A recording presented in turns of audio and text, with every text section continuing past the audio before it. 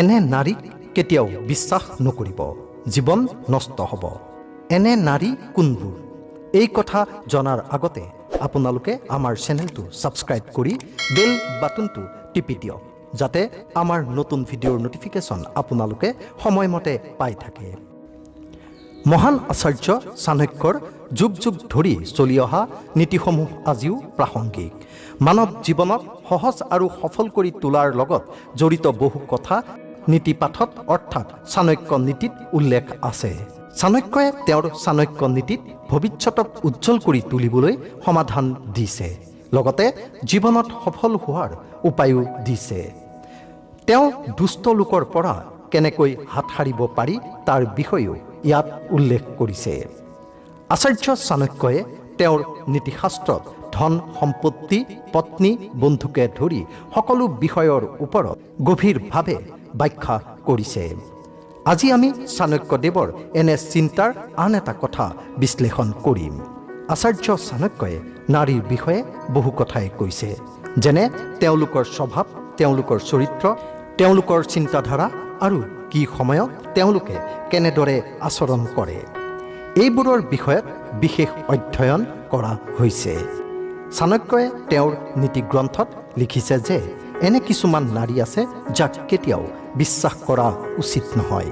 এনে নাৰীসকল কেনেধৰণৰ হয় সেই বিষয়ে জানোৱা হওক। তাৰ আগতে যদি আপোনালোকে এই ভিডিঅ'টো লাইক কৰা নাই তেনেহ'লে অনুগ্ৰহ কৰি এটা লাইক কৰক, কিয়নো পিছলৈ আপোনালোকে লাইক কৰিবলৈ পাহৰি যায়।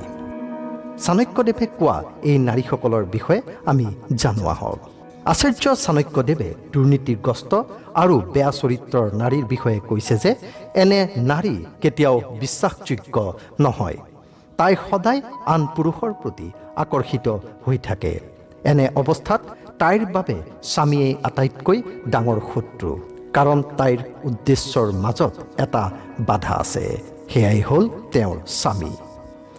এগৰাকী নাৰীৰ সৌন্দৰ্য দেখি তাইক বিশ্বাস কৰাটো এটা ডাঙৰ ভুল হ'ব। বাহ্যিক সৌন্দৰ্যতকৈ তাইৰ গুণবোৰ বেছি গুৰুত্বপূৰ্ণ হ'ব লাগে। সৌন্দৰ্যতকৈ নাৰীৰ সংস্কৃতি আৰু শিক্ষাক বেছি গুৰুত্ব দিব লাগে। ধৰ্ম আৰু কৰ্মৰ প্ৰতি কম বিশ্বাস থকা নাৰীক কেতিয়াও বিশ্বাস কৰা উচিত নহয়। আচাৰ্য চাণক্যৰ মতে এগৰাকী নাৰীৰ লোভৰ অনুভূতি অতি বিপদজনক। ই কেৱল ঘৰৰ শান্তি বিঘ্নিত কৰাই নহয়, কেতিয়াবা গোটেই পৰিয়ালটোক ধ্বংস কৰি দিব পাৰে। মা সৰস্বতী আৰু মা লক্ষী দুয়োগৰাকীয়ে অহংকাৰী মহিলাৰ ওপৰত ক্ৰোধিত হৈ থাকে। এনে অৱস্থাত সেই মহিলাগৰাকীয়ে নিজৰ জ্ঞান আৰু বুদ্ধি সঠিকভাৱে ব্যৱহাৰ কৰিবলৈ সক্ষম নহয়, কিয়নো মা সৰস্বতী আৰু মা লক্ষী তেওঁৰ ওপৰত ক্ৰোধিত হৈ আছে। একে সময়তে তেওঁৰ এনে আচৰণেও সুখ সমৃদ্ধিৰ অন্ত পেলায়।